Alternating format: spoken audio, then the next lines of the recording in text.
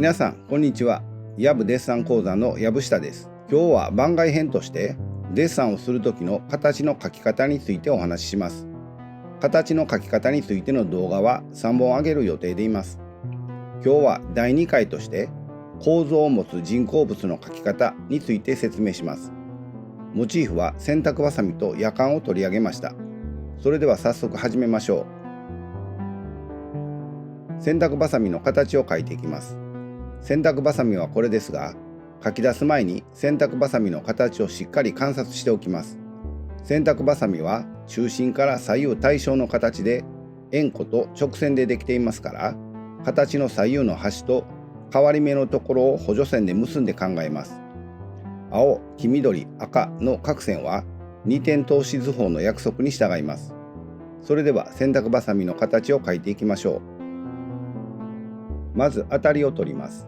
鉛筆を軽く持って薄く大まかな線で描きます。大体の印象が捉えられるまで描いておく方が後で形が取りやすいです。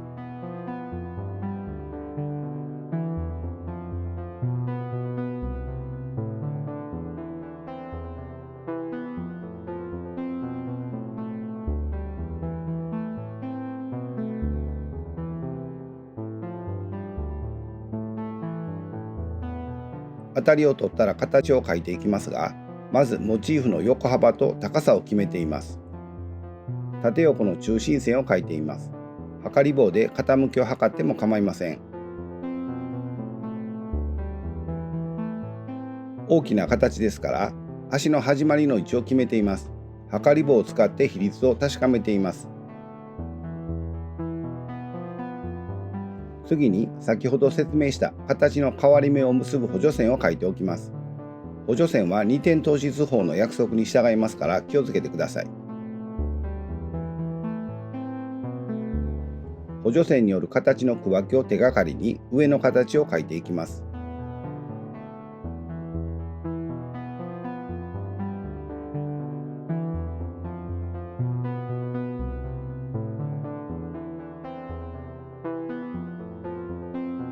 上の形の変わり目から垂直線を引き、下の形を書いています。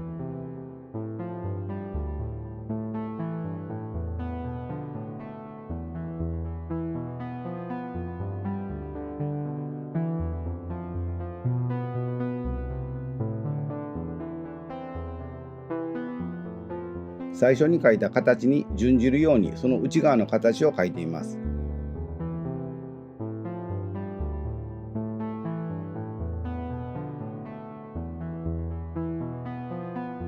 中心線から形を振り分けるように上面の小さな形を書いています。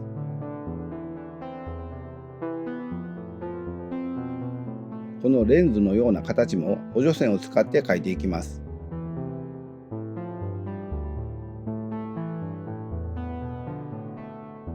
この小さな丸も小さな形ですが、補助線を使って書いた方が間違いがありません。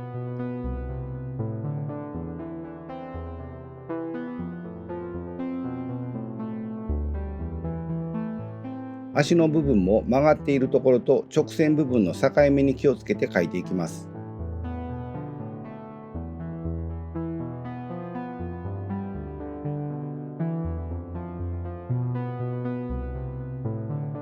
他の段落ちしている形も基本の形から逸脱しないように形の変わり目に注意して書いています。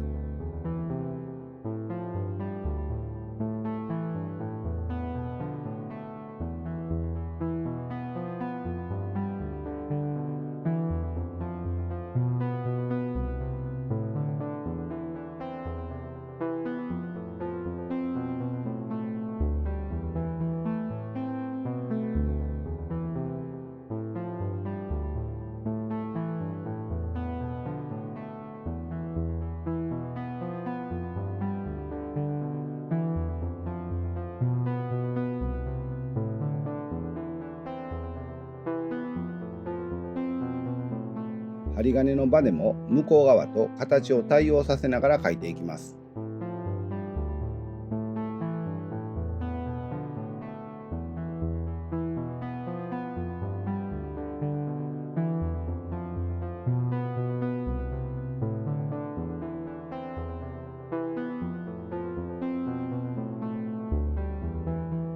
助線に対して大きな形の変わり目に間違いがないか、湾曲線が合っているかを最終的に確認しています。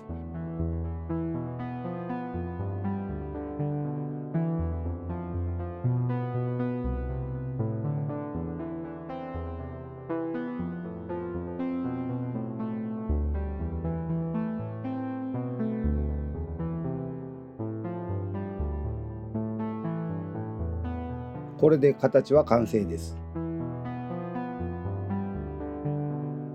それではもう一度手順を確認しますね。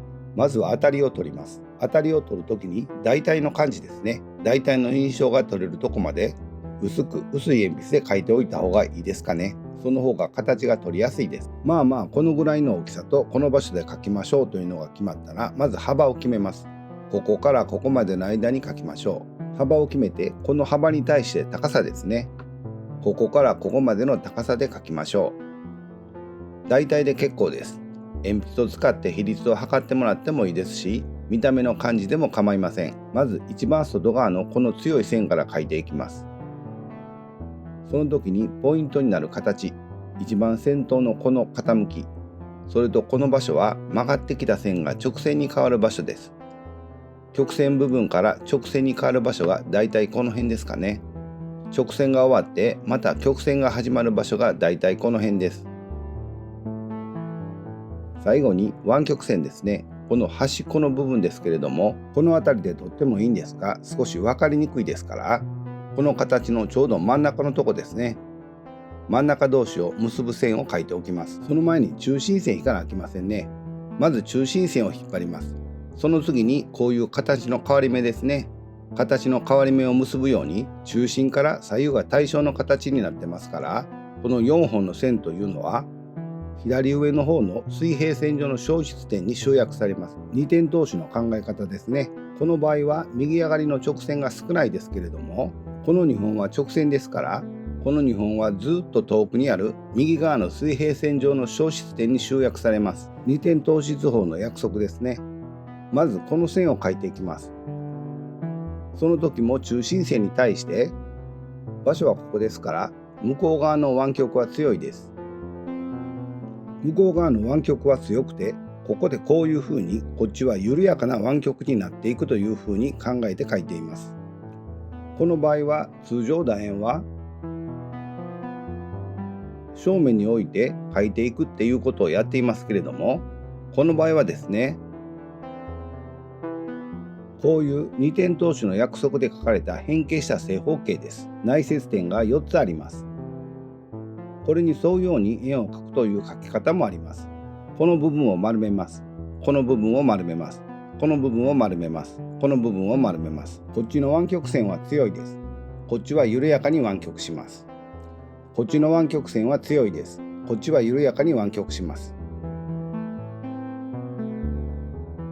こういう風な書き方もありますから、向こう側は湾曲が強い、手前は緩やかになります。向こう側は強い、手前は緩やかになります。そういう湾曲線になります。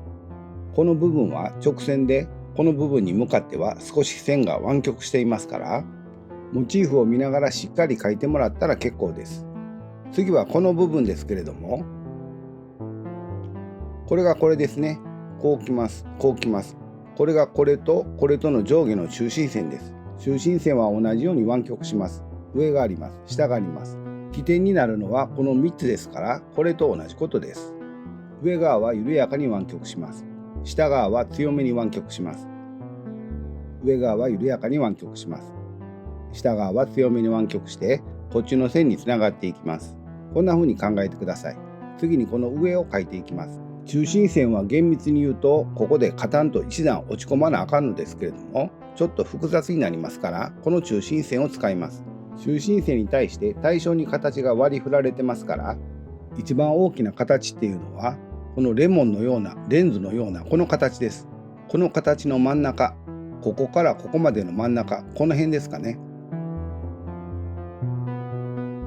ここが起点になりますから、これと同じような感じでこう書いて、ここからこう湾曲して、こっち側に緩やかに湾曲します。こっち側は気持ち強く湾曲させて、こっちはちょっと見えんようになりますけれども、こっちは緩やかに湾曲します。ここに小さな円がありますけれども、こういう小さなものもできるだけ中心線に対して横幅書いて、こっち方向の中心も書いて、強く曲がる、緩やかに曲がる、強く曲がる、緩やかに曲がるってした方がいいですかね。なんとなくピュッと書いてしまうと、どうしてもこの面から浮き上がったようになってしまいますから、小さな部分も少し補助線を足して書く方が正確です。ではこの足の部分ですけれども、足の部分の直線部分がこうあります。曲がり始めているのがここです。ちょっとこっちが見えなくなっていますけれども、この幅を考えるとこの辺りです。直線部分があって、ここから曲がり始めてこっちに向かう。ここは直線です。曲がり始めて直線です。こっちは強く曲がります。緩く曲がって直線部分です。次はこの面の形に準じるようなつもりでこれを描きます。ここは垂直線です。向こう側の厚みが少し見えています。ここは接して向こう側は描いていませんけれども急激に曲がります。こっち側は緩やかに曲がってここから直線です。ここから曲がっていってこの湾曲線につながります。それぞれの形のポイントから下ろす線は垂直線です。曲がり始めのところも垂直線です。向こう側も同じように垂直線です。急激に曲がってこっちが緩やかに曲がります。こういう線はこの形に準じるように書いておけば結構です。あとはこれです。これは針金のバネが入っています。出発点はこの高さのちょうど真ん中あたり。真ん中から出発しますから、こう出発して湾曲していって、この距離もですね、ここもこの位置っていうのはここからこれだけ下がった場所にありますから、ここも同じようにこの分下がった場所、ここが針金の中心になりますから、ちょっと重なって分かりづらいですが、この分と同じだけの長さを中心線から下げたところがこの針金の中心ということになりますからこれを使います。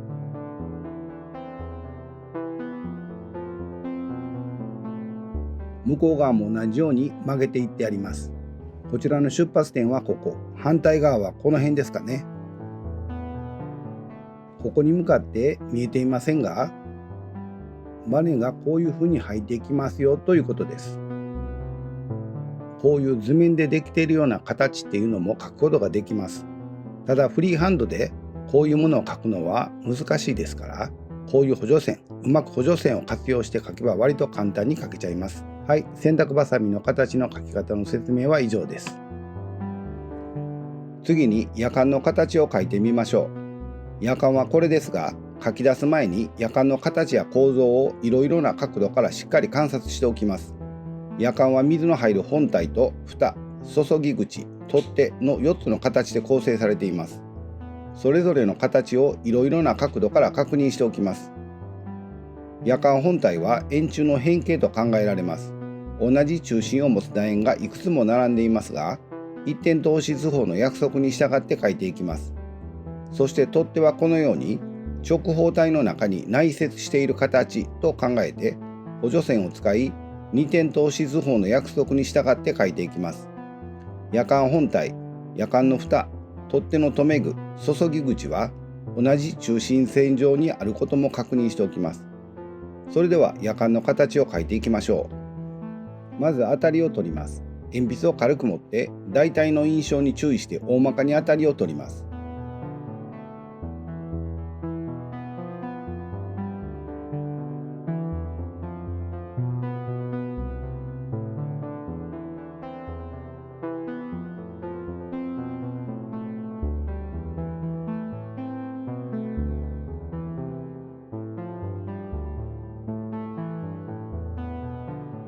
大きなモチーフですから縦横の比率を大まかに当たっています。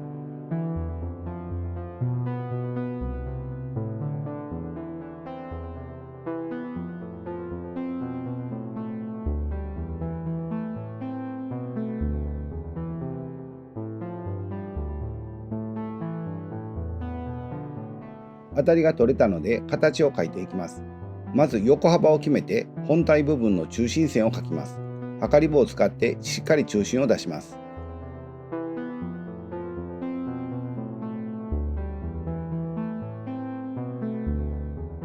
中心線が垂直になっているかどうか画用紙の縁を使って確認しています。測り棒を使って横幅に対する縦の長さの割合を検討しています。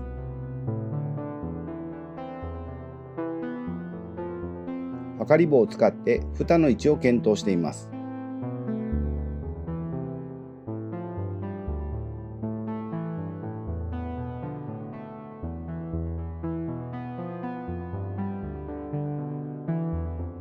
一番大きな楕円から書き始めます。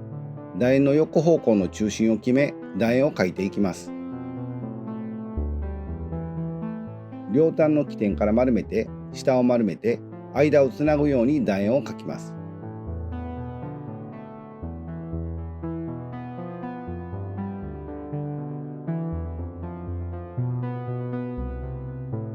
底の形も書いておきます。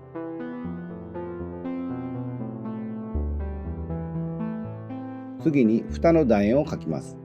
楕円を書くための横方向の中心線を決めます。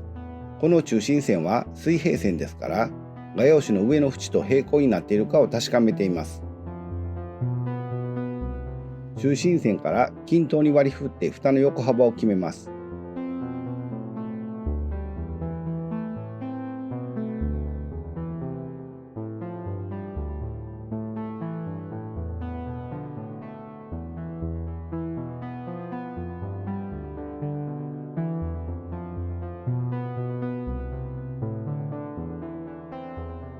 蓋のくぼんでいる楕円を書いています。水平、垂直の中心線を決め、楕円を書くための4つの起点から書いていきます。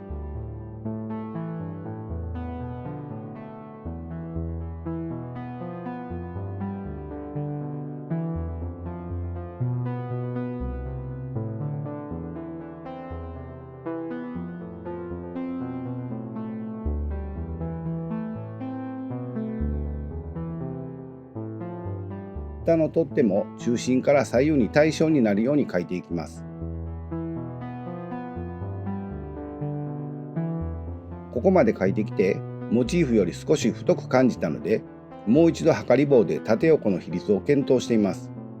検討した結果、比率は合っているのですが、どうも太い感じがするので、自分の感覚の方を優先させて少し横幅を削っています。こういうことはよくあります。測り方も絶対に正確とは言えませんから、迷った時は自分の感覚を優先させます。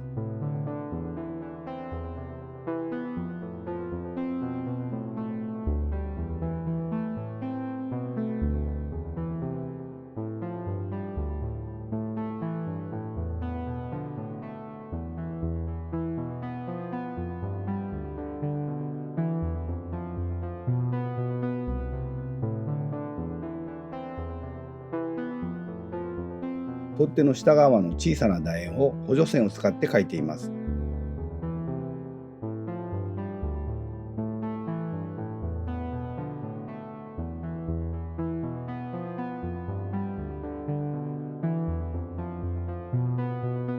蓋の楕円も最終的な形を書いています。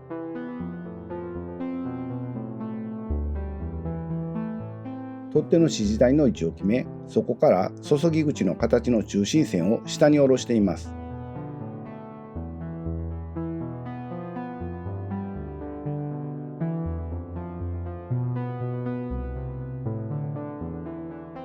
注ぎ口が胴体と接触している形をまず書きます。上下の高さを決めて横の輪郭線を書きますが、この時にやかんを正面から見て注ぎ口の形を確認しておきます。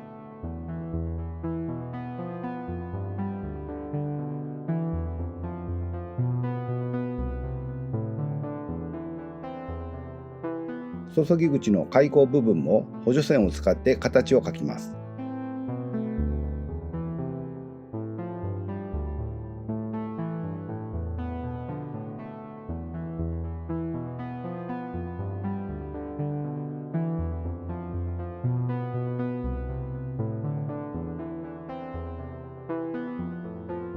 取っ手の支持体も中心線を挟んで対角線方向に反対側の形を書いておきます。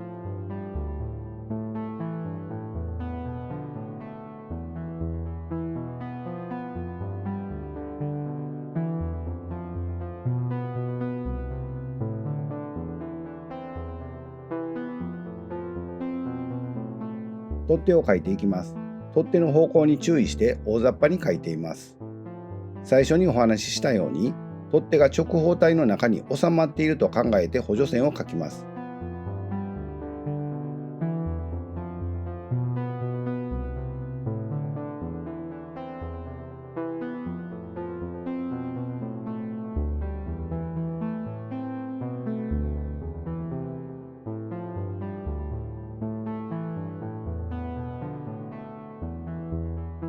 曲がり始めのところに印をつけて、そこから輪郭線を丸めていきます。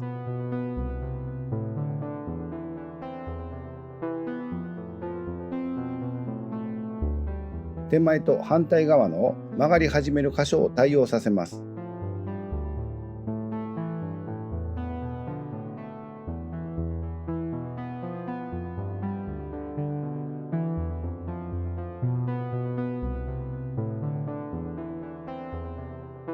取っ手の厚みを最初に書いた輪郭線に準じる形で曲がり角に注意して書きます。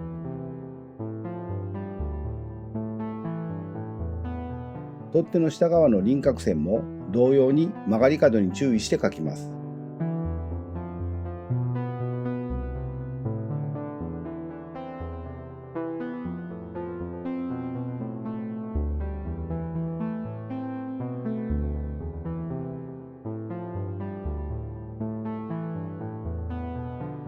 直方体の二点通し図法の約束や中心線を挟んで手前と向こうの対応する形などに注意しながら最終的な形を描いて完成させます。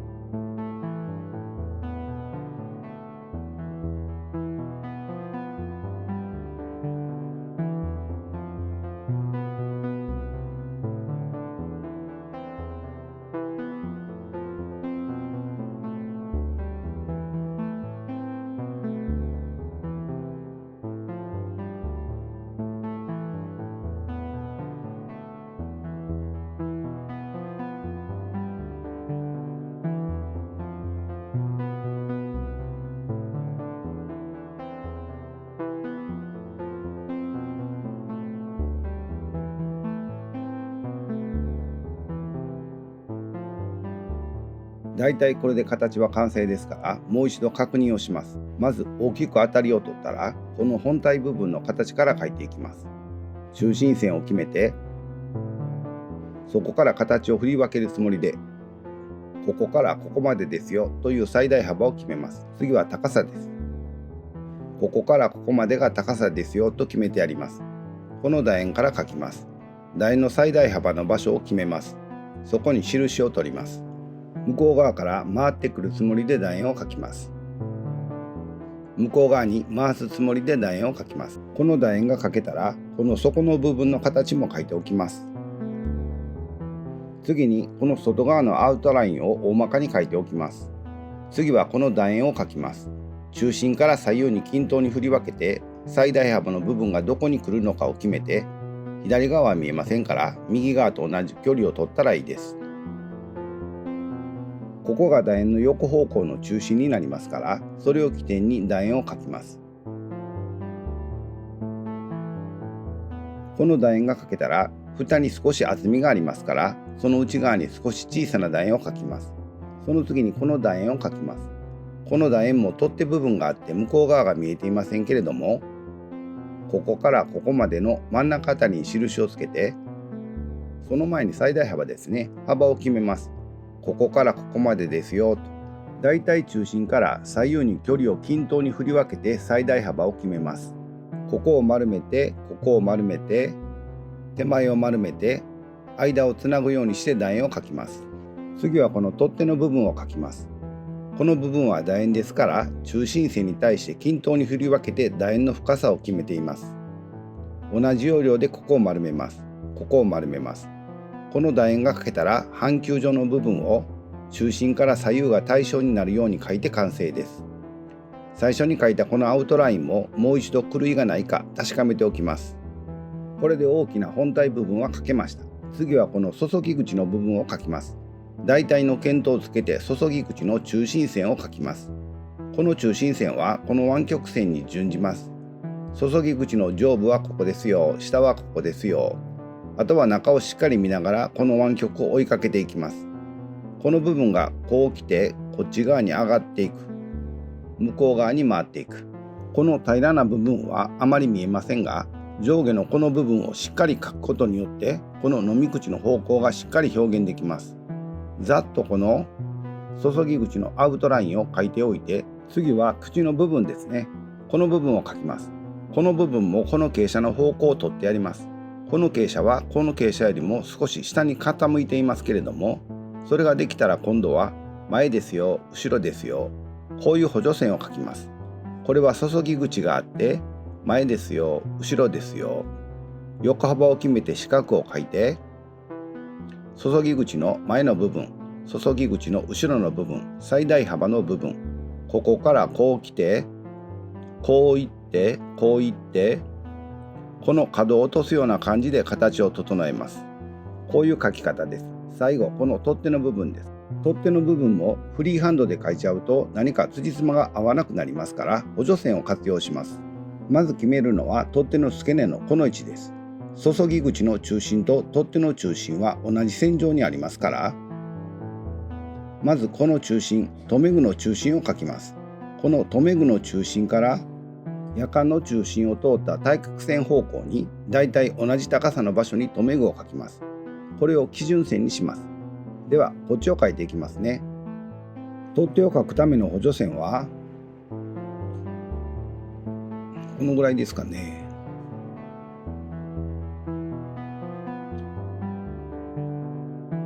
この線がこれです。中心はもう少し下にあります。まずは上のこの線、取っ手の一番外側に来るこの線を描きます。大体の中心を取っておいて曲がり始める場所に印をつけます。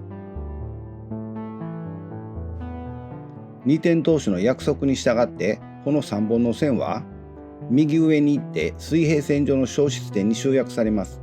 この3本の線も左上に行って消失点に集約されます。そういうつもりで補助線を描いておきます。よく曲がっている場所、こう来て、あとはもうフリーハンドです。ここからこのぐらいまでは直線ですから、曲がり始めるのはここです。向こう側に着地して、ここも少し湾曲しますけれども、湾曲して、だいたいこの辺からこの辺、ここは湾曲が少ないです。ここに向かって湾曲していきますから、ぐるっと湾曲させて、ここはまっすぐです。こうまっすぐの部分です。こういう形にしておいて、取っ手の幅の部分です。この傾きでこの曲がりに準じるように、この傾きで印を取っていって、このぐらいですかね。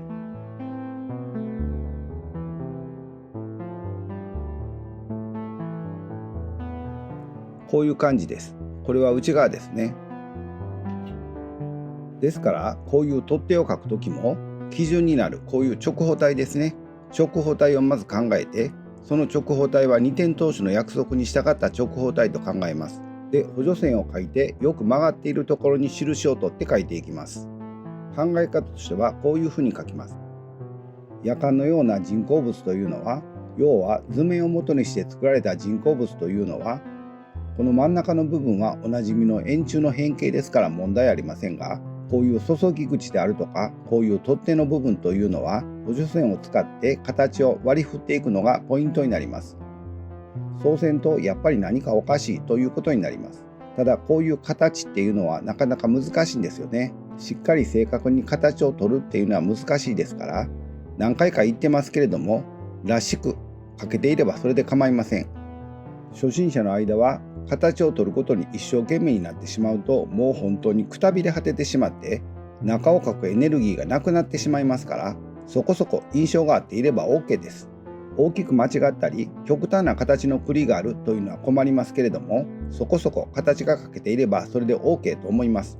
はい、夜間の形の描き方の説明は以上です。はい、皆さんお疲れ様でした。形の描き方についての説明は以上です。次回の形の描き方の第3回は、自然形態のモチーフとしてピーマンとチンゲン菜を取り上げます。それでは今日はこれでおしまいにします。また次回の動画でお会いしましょう。チャンネル登録もお願いしますね。皆さんごきげんよう。